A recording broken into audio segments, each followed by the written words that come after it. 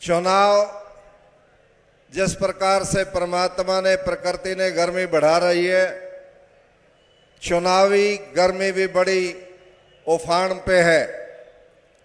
और इस उफान के अंदर भारतीय जनता पार्टी का जो प्रदर्शन है, भारतीय जनता पार्टी के प्रति जो आत्मीयता है, पूरे देश में, हरियाणा प्रांत के अंदर और विशेष तौर से हिसार लोकसभा क्षेत्र में वो देखते ही बनती है।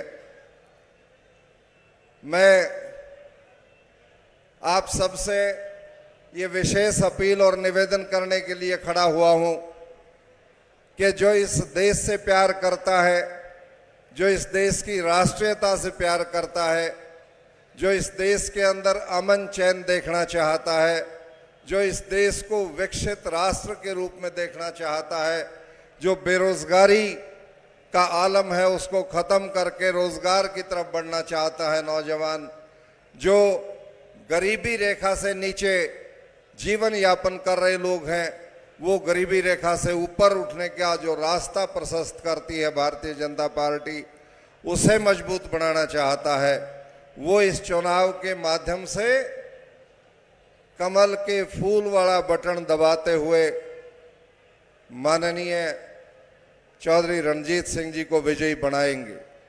ये इनका जीत करके जाना जो भारतीय जनता पार्टी की सरकार को स्थापित करेगा, माननीय नरेंद्र मोदी जी का तीसरी बार प्रधानमंत्री बनना सुनिश्चित करेगा। और जिन मुद्दों और मसलों को लेकर के भारतीय जनता पार्टी आज हिंदुस्तान के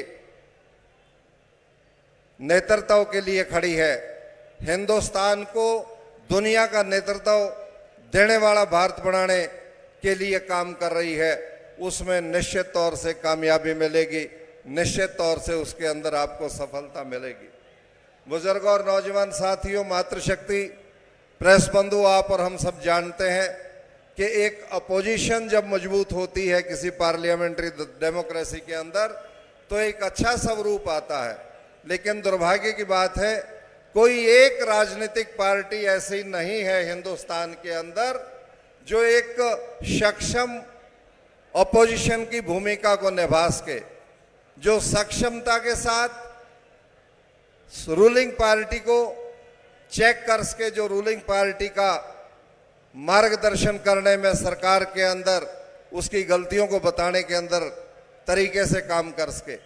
आज अनेक अलग अलग विचारधाराओं के लोग, आपस में टकराव की विचारधाराएं रखने वाले लोग, और वो पॉलिटिकल पार्टियां इंडिया गठबंधन के नाम से इकट्ठी होकर के प्रयास कर रही हैं कि भारतीय जनता पार्टी का मुकाबला किया जाए।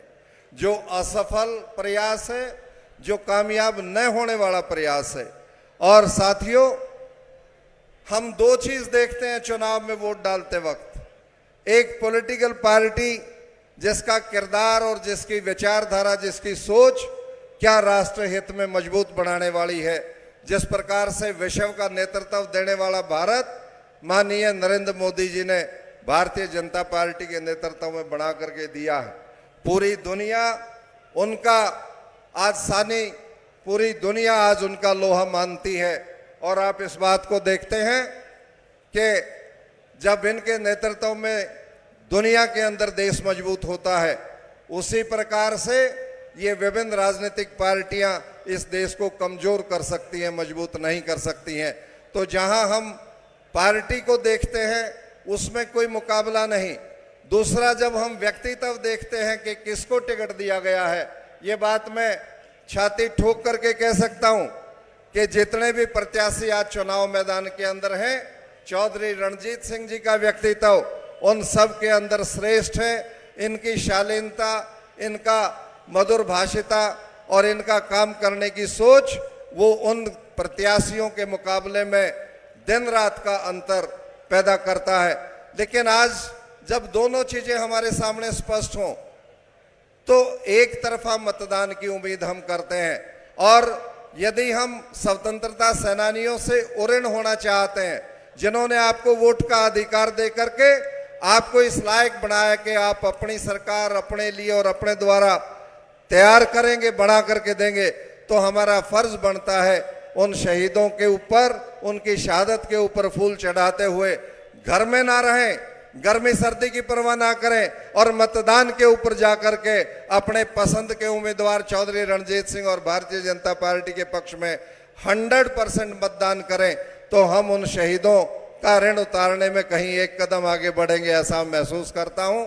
समय अभाव, अनेक वक्ता होने की वजह से मैं इससे ज़्यादा और अपनी बात को लंबा नहीं करूंगा। मैं जिन बहुत श्रेष्ठ और वरिष्ठ नेता बैठे हैं, अब समय अभाव में सबका नाम नहीं ले पाया हूं, क्षमा प्रार्थी हूं और आप लोगों से पुनः अपील करते हुए कि आप चौधरी रणजीत सिंह और भारतीय जनता पार्टी को यहां से जिता करके भेजेंगे। धन्यवाद। जय हिंद। राम राम।